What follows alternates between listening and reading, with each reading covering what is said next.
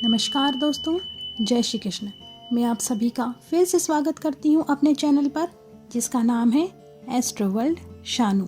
तो दोस्तों, कैसे हैं आप सब? मैं उम्मीद करती हूँ आप सभी अपनी हेल्दी और पॉजिटिव लाइफ को एंजॉय कर रहे होंगे। इन्हीं सब बातों के साथ आगे बढ़ते हैं आज के टॉपिक पर। आज बात करेंगे दर्शन शब्द के महत्व के बारे में। जी हाँ दोस्तों, दर्शन शब्द का सीधा सीधा संबंध परमात्मा से जुड़ा होता है। जब भी हम ईश्वर के दर्शन करने जाते हैं तो खुद के मन में ये विश्वास हो जाता है कि हर घड़ी परमात्मा हमारे साथ है, हमारे पालनहार हैं, जो हर घड़ी हमारी मदद करते हैं। हम मंदिर जाते हैं ईश्वर को देखने के लिए नहीं, बल्कि उनके दर्शन करने के लिए। तब मन यही करता है कि थोड़ी देर यहीं बैठें ईश्वर के पास। मन में सुकून का एहसास होता है, मन में अच्छा लगता है ईश्वर के करीब होकर। ईश्वर के दर्शन आँखों के साथ साथ मन को भी आनंदित कर देते हैं। इसीलिए तो हम ईश्वर के दर्शन करते हैं, क्योंकि दर्शन शब्द का महत्व इसीलिए इतना विशेष है क्योंकि यह ईश्वर के साथ जुड़ जाता है। लेकिन आज बात कर रहे हैं, क्या परमात्मा के अलावा भी कुछ है जो ईश्वर तुल्य है और जिसके हमें दर्शन करने चाहिए, जिसके प्रति हमें अपना नज़रिया बदलना चाहिए? जी हाँ दोस्तों, हम बात कर रहे हैं हमारी प्रकृति की। हमारे चारों ओर वो सब कुछ जो हमारे जीवन के लिए सबसे महत्वपूर्ण है। कैसे हमारी प्रकृति ईश्वर तुल्य है और प्रकृति ईश्वर के समान मानी जानी चाहिए और प्रकृति का ईश्वर के समान दर्शन किया जाना चाहिए। आज की वीडियो में हम इसी विषय पर चर्चा करेंगे। बताइए, जब भी आपका मन उदास हो जाता है या घर में अच्छा नहीं लगता है तो हम क्या करते हैं? सबसे पहले बाहर घूमने जाने का सोचते हैं, प्रकृति के करीब जाते हैं ताकि प्रकृति के आसपास रहकर हमें अच्छा लगे, हमारा ध्यान बढ़ जाए, हमारे मन को थोड़ा सुकून मिले। अब इसी नज़रिए को थोड़ा बदल कर सोचते हैं, क्या कभी प्राकृतिक नज़ारों को, चारों ओर के वातावरण को देखकर हमारा मन नहीं करता कि बस यहीं रुक जाएं, बस यहीं रह जाएं? क्या प्रकृति के बीच हमारे मन को सुकून का एहसास नहीं होता, जैसे मंदिर में ईश्वर के दर्शन करने के बाद होता है?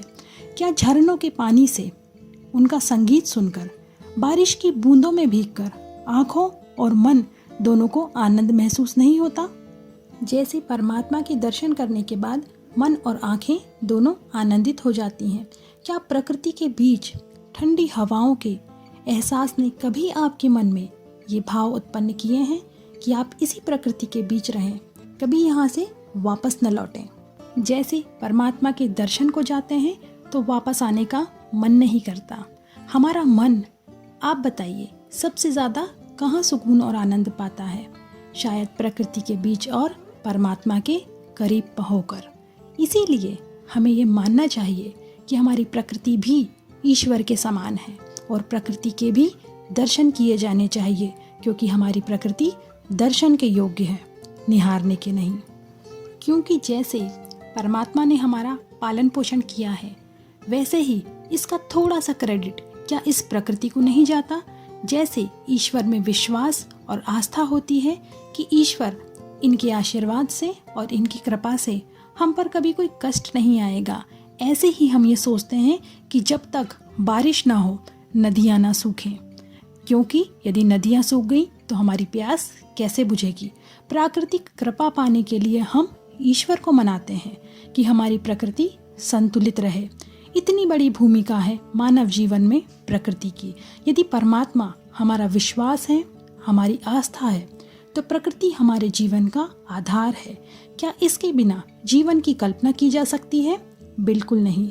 इसीलिए हमारी संस्कृति में नदियों को माता माना जाता है, जो जीवन की रक्षक होती हैं। पेड़ पौधों को देवता के समान मानकर उनकी पूजा की जाती है। ये सभी सच है क्योंकि हमारी प्रकृति ईश्वर समान ही है। इसीलिए प्रकृति के दर्शन किए जाने चाहिए, न कि सिर्फ निहारने के लिए देखा जाना चाहिए। मन बहलाने के लिए थोड़ी देर बाहर जाना चाहिए। ईश्वर की कृपा का ऋण हम कभी नहीं चुका सकते, इसी तरह प्रकृति का ऋण भी शायद हम कभी नहीं चुका सकते। सिर्फ एक कोशिश कर सकते हैं कि हम हमारी प्रकृति को कम से कम नुकसान करें ताकि हमारा जीवन संतुलित रहे। वो प्राकृतिक नज़ारे जो देखने से मन इतना खुश हो जाता है, चाहे नदियों का पानी हो या हमारे चारों तरफ की हरियाली हो, ठंडी हवाओं का एहसास हो या बारिश की बूंदें, इनका सभी का दिल से धन्यवाद ज़रूर करें, क्योंकि इनके बिना हमारा जीवन नीरस है। अपनी तरफ से हर संभव कोशिश करें कि प्रकृति का ऋण किसी न किसी तरह थोड़ा सा ही सही पर चुका पाएं, क्योंकि यही सबसे बड़ी विरासत है जो हम अपनी आने वाली पीढ़ी को देकर जाएंगे। इसीलिए आज से हमारे चारों ओर की प्रकृति को दर्शन करने के नज़रिए से देखें, सम्मान की नज़रों से देखें, क्योंकि परमात्मा के बाद यही है जो हमारी पालनहार है। तो अगली बार से किसी भी प्राकृतिक सुंदरता को देखने जाएं तो अपना नज़रिया बदलें और प्रकृति के दर्शन करें। आप सचमुच पाएंगे कि कण कण में परमात्मा है, कण कण में ईश्वर बसे हैं। तो इसी के साथ आज का ये वीडियो एंड करती हूँ। अगर आज आपको मेरा ये वीडियो पसंद आया है तो मेरे चैनल को सब्सक्राइब ज़रूर करें और वीडियो को लाइक करें और कमेंट बॉक्स में जाकर ज़रूर बताएं कि आपको आज की ये वीडियो कैसी लगी। तब तक के लिए खुद से प्यार करें, खुद का सम्मान करें, अपनों का सम्मान करें, एक दूसरे की हिम्मत बढ़ाएं। आप सभी का कीमती समय देने के लिए धन्यवाद।